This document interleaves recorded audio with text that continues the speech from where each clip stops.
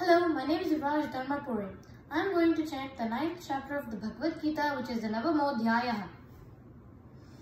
Ata Navamodhyayah Rajavidya Rajaguhya Yogaha Sri Bhagavanuvacha Idam tu te guhyatamam pravakshyamyana suyave Gnanam Vignana Sahitam Yadgnatva Mokshase Shubhat Rajavidya Rajaguhyam Pavitramidam Uttamam Pratyakshavagavam Dharmyam Susukham Kartum Avyayam Ashraddadana Purushaha Dharmasyasya Parantapa Aprapyamam Nivartante Mrityu Samsara Vartmani Maya Tatavidam Sarvam Jagadavyaktamurtina Mastani Sarvabhutani Nachaham Teshvavastitaha Nacha Mastani Bhutani Pashyame Yogamaishwaram Bhuta Brunnaja Bhutastaha Mamatma Bhuta Bhavanaha Yattakashastito Nityam Vayu Sarvatra Gomahan Thala Sarvani Bhutani Matstanityupadharaya Sarva Bhutani Kaunteya Prakrutim Yanti Mamikam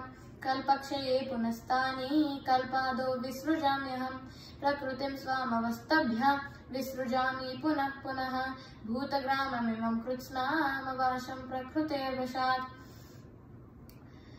Nachamam tani karmani nibadnanti dhananjaya udasina vadasina masaktam teshu karmasu mayadhyakshena prakrutihi suyate sacharacharam hetunanena kaunteya jagaddi parivartate Sri Bhagavanuvacha avajananti mamudhaha manushim tanumashritam param bhavamajanantaha mama bhutamaheshwaram Moghasa karmano moghagnan vicetasaha rakshasimasuriim chaiva prakrutim mohinim shritaha mahatmanastu mam partha daivim prakrutim ashritaha bhajantyānanya manaso gnatva bhutadim avyayam satatam kirtayanto mam yatantascha drudhavrataha namasyantascha mam bhaktya Nityayukta upasate Gnanayajnena chatyanye Yajanto mam upasate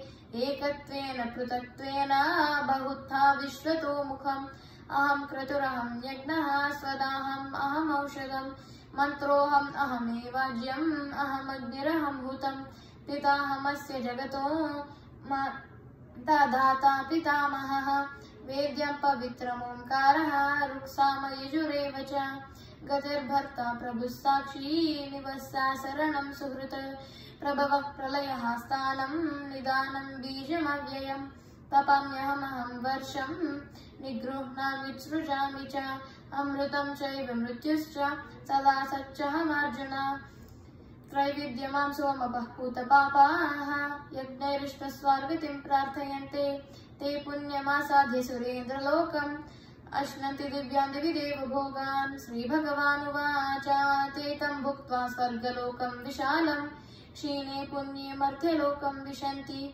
Evam Trayi Dharma Manuprapannaha Gatagatam Kama Kama Labhante Ananyas Chintayanto Mam Ye Janah Pariyupasate Tesham Nityabhiyuktanam Yogakshemam Vahamyaham Ye Tvanya Devata Bhaktaha Yajante Shraddhayanvitaha Tepi Mameva Kaunteya Yajantya Vidipurvakam Aham hi sarva yajnanam Bhokta cha prabhureva cha Natu mam abhijananti Tattvena tascha vanti te Yanti deva vrata devan Pitrun yanti pitruvrataha Bhutani yanti bhutejyaha Yanti madhyajinopi mam Patram pushpam phalam toyam yo me bhaktya prayacchati tadaham bhaktipahrutam ashnami prayatatmanaha yad karoshi yadashnasi yajjuvoshi dadasi yat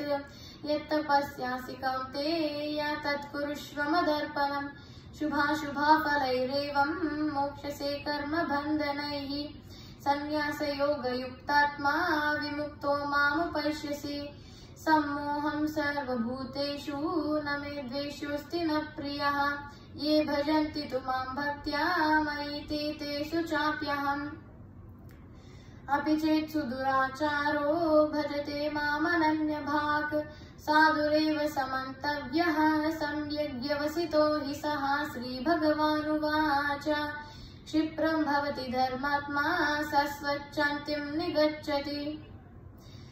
Kaunteya प्रतिजानीहि न मे भक्तः प्रणश्यति। माभिपातव्यपश्रित्या येऽपि स्युः पापयोनयाः। स्त्रियो वैश्यस्तदा शूद्राः तेऽपि यान्ति परां गतिम्। किं पुनर्ब्रह्मणः पुण्याः भक्तराजर्षयस्तथा।